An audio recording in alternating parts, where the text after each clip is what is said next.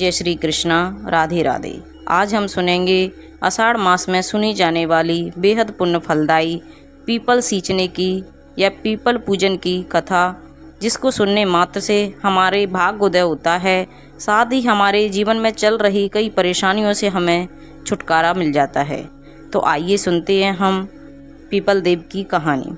एक समय की बात है, किसी गांव में मंगला नाम का एक किसान रहता था। वह खेती बाड़ी से अपना घर चलाता था। भाग्यवश जब भी उसके कोई संतान होती तो उसकी अकाल मृत्यु हो जाती थी। इस तरह मंगला के 6 बच्चे अकाल मृत्यु को प्राप्त हो गए। इस दुख से मंगला और उसकी पत्नी बहुत दुखी रहते थे। एक समय ऐसा आया जब मंगला के घर में बंधे पशुओं ने भी दूध देना बंद कर दिया तथा खेतों में फसल भी नाम मात्र के लिए रह गई। अपने ऊपर आए एक के बाद एक संकट से वह दोनों बहुत चिंतित रहते थे। मंगला ने देखा कि खेत में स्थित पीपल का पेड़ भी अब सूखने लगा। फिर एक दिन वह दोनों पति पत्नी पीपल के पेड़ के नीचे बैठे अपने ऊपर आए संकट को याद कर कर रोने लगे। बात करते करते जोर जोर से रोने के बाद उनके रोने की आवाज़ वहाँ से गुजर रहे एक महात्मा जी ने सुनी। महात्मा जी ने सोचा, ऐसी कौन सी आपदा आ गई जो यह दोनों एक साथ रो रहे हैं। वह महात्मा पीपल के वृक्ष के नीचे बैठे किसान और उसकी पत्नी के पास पहुँचे। महात्मा को देखकर दोनों ने उन्हें प्रणाम किया। महात्मा के पूछने पर मंगला ने उन्हें अपनी आप बीती सुना दी। वह बोला, कई वर्षों से हम संतान का दुख झेल रहे हैं और अब अपने पशुओं और खेतों में लगे वृक्षों का दुख झेलना हमारे बस की बात नहीं है। उनकी ऐसी दशा को देखकर महात्मा जी बोले, तुम किसी प्रकार की चिंता मत करो। तुम्हारे खेत में लगा यह पीपल का वृक्ष तुम्हारे सभी दुखों का नाश करेगा।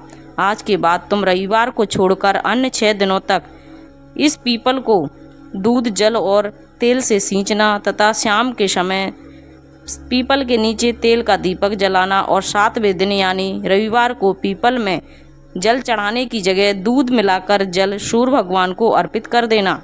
तुम्हारे ऊपर आया हुआ सारा संकट टल जाएगा। ऐसा कहकर वह महात्मा वहाँ से चले गए। मंगला ने महात्मा जी के कहे अनुसार अगले दिन से ही अपने खेत में पीपल को सींचना शुरू कर दिया और संध्या में वो पीपल के वृक्ष के नीचे तेल का दीपक जलाने लगा। देखते ही देखते मंगला के सारे संकट दूर होने लगे। वह पीपल का वृक्ष फिर से हरा भरा हो गया। खेत में फसल लहलाने लगी। पशुओं ने दूध देना भी शुरू कर दिया और 1 वर्ष बाद मंगला को पुत्र रत्न की प्राप्ति हुई। दोनों पति पत्नी खुशी खुशी अपने पुत्र के साथ रहने लगे। उनके घर की गरीबी भी धीरे धीरे दूर होती चली गई। एक दिन मंगला को फिर से उन महात्मा के दर्शन हुए।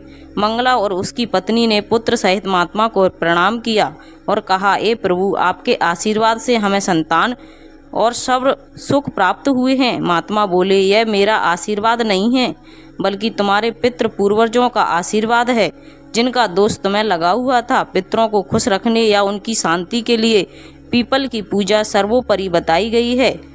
इसलिए हर मनुष्य को पितरों की शांति के लिए पीपल में जल अवश्य अर्पित करना चाहिए। ऐसा करने से पितृ प्रसन्न रहते हैं और घर में हर तरह की खुशियां बनी रहती हैं। हे पीपल देव, जैसे मंगला के कष्ट काटे वैसे ही कथा सुनने वाले और सुनाने वाले तथा हुंका भरने वाले पर अपनी कृपा बनाए रखना। उसके घर में सुख शांति और समृद्धि बनाए रखना। तो ये थी हमारी आषाढ़ मास में पीपल देवता को सींचने की कथा। अगर आपको अच्छी लगी हो तो प्लीज़ चैनल को लाइक, शेयर एंड सब्सक्राइब कीजिए। साथ में बेल आइकन को ऑन कर लीजिए ताकि जब भी लेटेस्ट वीडियो अपलोड करें तो उसकी जानकारी आपको सबसे पहले मिल जाए। और कमेंट में ओम नमः शिवाय अवश्य लिखिए। Thank you.